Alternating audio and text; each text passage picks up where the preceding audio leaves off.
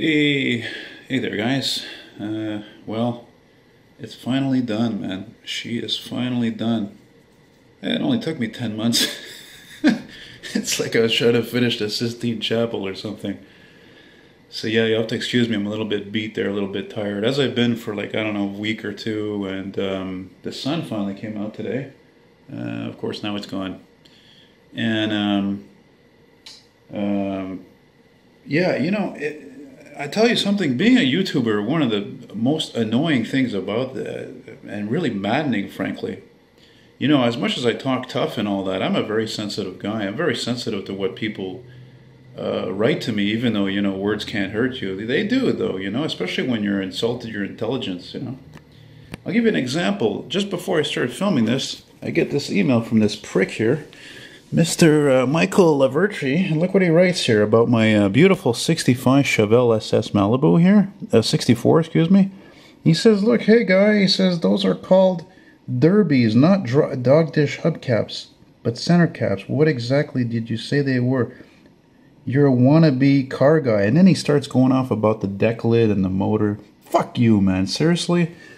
I don't fucking stay quiet, man. I let people have it. I wrote to him back and I'm like, oh, excuse me, Mr. Car Expert, and all this shit. Yeah, if I wasn't a car guy, would I have everything in my apartment, almost everything that I own on my walls and that I do for a living related to fucking cars? Look at everything I have here. Cars, trucks, buses, trains, more cars, buses. I don't know what the fuck I'm talking about. I don't know, for example, right off, let's just fucking go random here. The 53 Cadillac Eldorado model, diecast, Danbury Mint, 1/16 scale. I've had this fucking thing over 25 years, man. Or just about anyway. I could tell you that was the first year for the Cadillac Eldorado. I can also tell you that it was a small block 331 V8. And it's because of that motor and those cars, just like in Oldsmobile's rockin' V8s, that's what won stock car races. That's what really made stock car racing take off. I don't need that shit, man. There's enough negative vibes out there. I don't fucking need it. Oh, who's that? Okay, we're back. Well, well, this is turning out to be a more interesting ending to my painting of the Monarch than I thought it would be. That doorbell was Mr. Postman, who delivered a package I've been expecting from my friend Randy, the one in Michigan, who I do trades of my vintage car ads. And look, there's a package right here. I haven't even opened it yet. Oh, look at this. Oh, tabarnak. I can already tell he put the first ad, one of the coolest ads, on the top. I can tell right away this is a 42 ad. And there's a tie-in with the whole World War II and how General Motors and its divisions were building tanks and artillery guns and stuff. Anyway, so yeah, she's finally done. She's finally done, man. I did work. I've been standing almost 3 hours, and to get this, I don't know. Today, something in me, I was depressed, and but I put on some music, and the sun was shining most of the day, as you can see, finally. And it's kind of ironic, the day that it hasn't been sunny. It hasn't been a sunny day since the 27th of February. Hey, I know, okay? Because every day I'm out there filming almost. It's all documented. And I was like, no, I took care of business at home. And I said, you know what? I looked at painting. I said, that's it. I'm going to finish this thing today. Today. It took me 3 hours. And because it was bothering me for the longest time that I was just procrastinating so much. I don't know why. I have a brain where it's just, to me, it's like finding a job. I have such a hard time with it. It's just, I suck at it. And, I could have gone on and on with this fucking painting, actually. There's things I could have gone on. I could have continued a little more with the chrome here and here as well, and this and that. And even, ideally what I wanted to do is that this isn't the correct color for this building. As a matter of fact, let me show you here. I saved the picture. I took of it last year on my screen top. See, my desktop, so you see here it is right here. And you see what they did is, this is probably an original sign here, home canning. Originally what I painted is here. But actually I fucked up on what I wrote, so I just repainted it over again and did it like this, because anyway, prior to 1970 and Bill 101, almost all the signs were in English in Montreal anyway, so there's more accuracy in it than before. Now, also, the color of the red on the building of the bricks isn't correct, but I didn't want to, I already painted it twice. I didn't feel like doing it again. I wasn't able to match that correct kind of a rust red. And also, I would have liked to have done the bricks. Fuck, again, I said the hell with it. I don't know how to do that. It would take too long. And I have to put the brakes on somewhere, you know. I did some detailing on the hubcaps.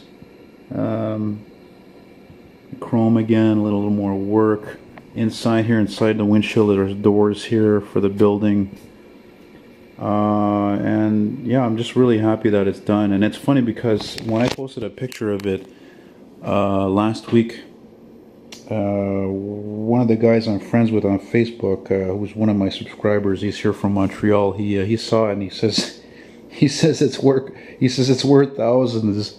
So I just liked his comment. I don't know if it's worth thousands, but I'll tell you something right now. I will not sell it for less than $1,000. I am dead fucking serious. So if you own a 61 Monarch, tu sais, comme le gars ici au Québec, là, qui a le Monarch Richelieu comme ça exactement, mais noir, que j'aimerais ça vraiment voir un jour. You know, ça va être pas cheap, là, ça va être 1000 pièces là. Écoute, j'ai fait des murales que j'ai chargé 1000 pièces. I've done murals where I charged $1,000, you know. And it's funny because this Plymouth over here, the Belvedere, the Christine, there's a guy in Ottawa who's one of my subscribers. I talked to on the phone, very nice guy. Hello there, Jeff. And I told him, I said, this is $600. It's not really negotiable. There's so many hours of work that go into it, let alone the idea of it. And on top of that, I'm a bit known. And on top of that, I'm visually impaired. Fuck. So in case you didn't see my last installment, when I paint, it's like this. And actually, I try not to, but I mean, I want to be able to do things precisely. But when you're painting up that close, it's also easy to make mistakes. And another thing I noticed too, and in doing this painting, I realized I'm like, yeah, the next painting I do, I'm going to have to invest in some new brushes. Because some of these brushes I have are fucking finished. I just shot one of them out in the garbage.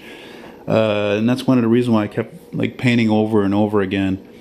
You know, and there you go. So I even thought of putting some, like, you know, leaves on the tree and everything. I was like, no, it's like never ending, you know. It's like somebody restores a car. There's restoring and there's over restoring, you know, where you go beyond and you add you know, you add fender skirts and you add wire wheels and you put a two-tone paint and you put a candy paint and you put bumper guards and you put, it goes on and on and on and on. I've seen cars like that, and it's too much sometimes. It's too much. That's why last summer when I went to the show in Granby and I saw this, what was it called? I think it's Lakespur Blue, this 57 Chevy Bel Air. I mean, the color alone is amazing. I have a die cast of it in my room, but there was no fender skirts on it. There was no Continental kit. There was no spotlights. And I mean, that's how most of them, you know, were sold. There was no bumper guards. Don't get me wrong. I love all that shit, but it's nice, like this car, to not do anything, you know. And in case I forgot to mention in the last videos, originally I was going to do a four-door. I was going to do a four-door hardtop. And I was going to do it as if it was like, let's say 1976, you know, with the 76 Quebec plate, which of course is symbolic to the Olympics happening in Montreal. The plate was white also, but the lettering was red. And I was going to do the car basically so it would have been 15 years old. So, you know, maybe a hubcap missing, a little dents here and there, a little bit of rust, rocker panel. And I'm like, you know what, fuck that. I mean, last year was Canada's 150th anniversary. And I said, that's it. I'm going to make it like, you know, like new. It's going to look like new. And as I was doing it, I said, you know what, man, I'm going to do it as a coupe. And as it turned out, I have a book called Monarch Meteor, which is about Canadian monarchs and meteors made by Ford. And it turns out that the Monarch coupe outsold the four-door. And those of you who don't know, but back in the day, interestingly enough, it was more expensive to buy a four-door car than a coupe, you know, because there's more parts obviously, and it took more time to build probably also. So that's it, man. I'm really happy about it, and yeah, I don't know what else to say. I feel like I'm trying to accept an Academy Award or something. It's like, wow, gee, I'm here. I can't believe it. I don't know what to say. Of course, now I'm going to go out after, and I wanted to go film. I said, this is exactly what I figured would happen. See, the clouds have come back, and yeah, anyway, it's like 4 o'clock something. So that's it, guys. I'm really happy, and that's it. That's all, and I welcome your positive comments, of course. Take it easy. Bye bye.